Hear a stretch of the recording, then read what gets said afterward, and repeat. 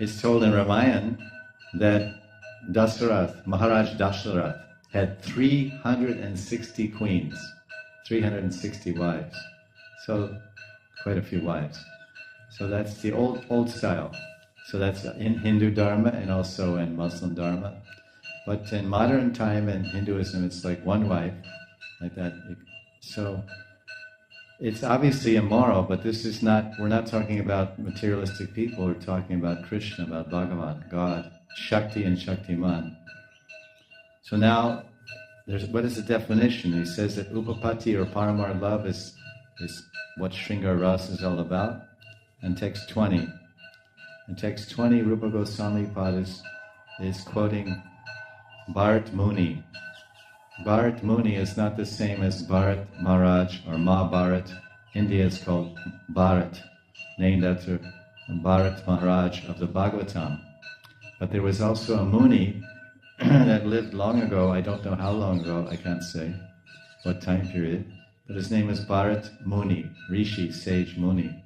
And he was a musician, and he was a Rasik Jana, and a musician, and a very highly learned person. I don't know whether he's Advaitin or Vaishnava, I don't know. But he wrote many books one book called Natya Shastra. And in Natya Shastra, he writes all about dance, drama, and how to express emotions, and all these rasas and anubhavas and staibhavas. He wrote all this rasa theology. He wrote. So Rupa Goswami, he did not reinvent the wheel.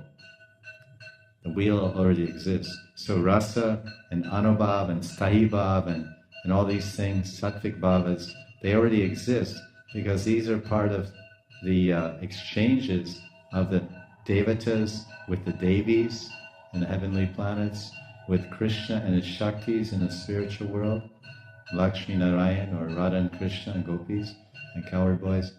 All these feelings and sentiments and relationships are there. And here, in Nara Lila, in our human experience, we're human beings in Nara Lila, we have love stories, and there's horror stories, and there's fearful scenes, and ghastly scenes, and friendly love, and all the type of love that happens in the spiritual world we have here. Sakya Ras, and Vatsalya Ras, and Madhurya Ras, and Dasya Ras, and Shanta Ras. All the same rasas are here. It's also Ras. But this is called Prithvi. It's called Prithvi Ras. Prithvi.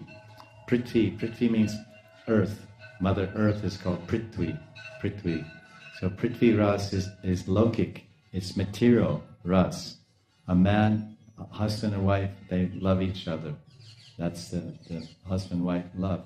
So that is there also in the spiritual world, Rukmini and Krishna and all the queens of Dwarka, husbands and wives.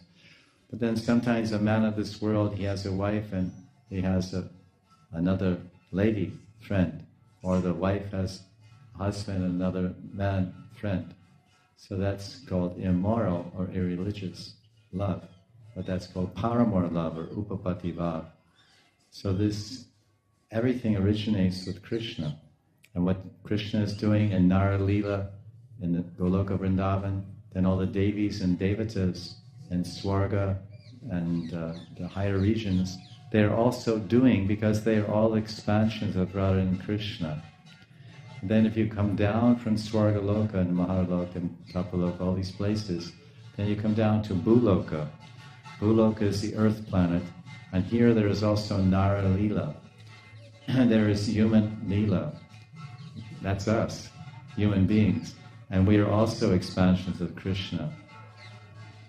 All the ladies and gentlemen, all the Atmas are Krishna's parts and parcels.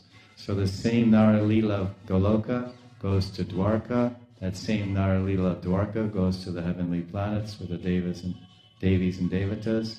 And that same Nara Lila of Radha and Krishna comes to the earth planet with the men and ladies and gentlemen of this world. So we have all these rasas, but these, of course, are temporary and limited, and they're based on the body and body relationships and material emotions and material sentiments. But the relationships of love and the rasas of the spiritual world are based on seva.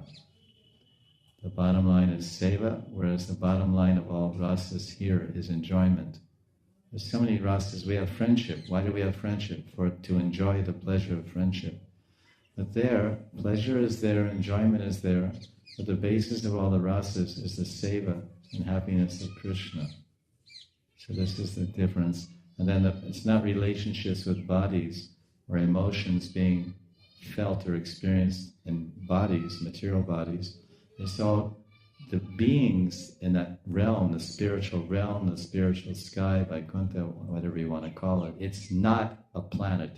It's not a fixed place. It's not a circular globe like sun planet, Surya Grahan, Chandra moon planet, Chandra Grahan, this earth planet. It's not like that. It's amorphous. There's no shape. There's no dimension, there's no length, there's no width, there's no depth, there's no measurement. It's a plane of consciousness, it's a plane of prema, it's a plane of inconceivability, it's eternal, it's unlimited, and it's eternally, unlimitedly blissful and satisfying. It's called the spiritual sky, Parav Yom. Prabhupada translated the word para, which means transcendental or spiritual, to be spiritual. He translated the word para to be transcendental or spiritual. And then vyom means sky. And so he said spiritual sky. So this is the nature that we're talking about. This you can't touch it. It's a feel. What is love? Can you touch love? No, you feel it. You live it. You strive for it. You hope to find it. If you have it, you never want to lose it. So that itself is amorphous and immeasurable. I love you this much or this much. So imagine a whole realm that's made of that. We understand inconceivability, achintya tattva. We understand. We live with it. You're related because of something you can't conceive. You're related because of something you can't measure. You're related because of something you can't weigh. It's called love. I love you. You love me. You're the husband. I'm the wife. That's inconceivable. So imagine an entire realm, entire space, entire dynamics, an eternal realm where everything is going on that inconceivable level of love. There's no bones, there's no flesh, there's no blood, there's no birth, there's no all of these, there's no disease, there's no anger, there's no envy, there's no competition, there's no false ego, there's no pride, there's all these goodies, all the goodies that we have don't exist. They're not there. So it's like sometimes these robots cannot compute, reboot.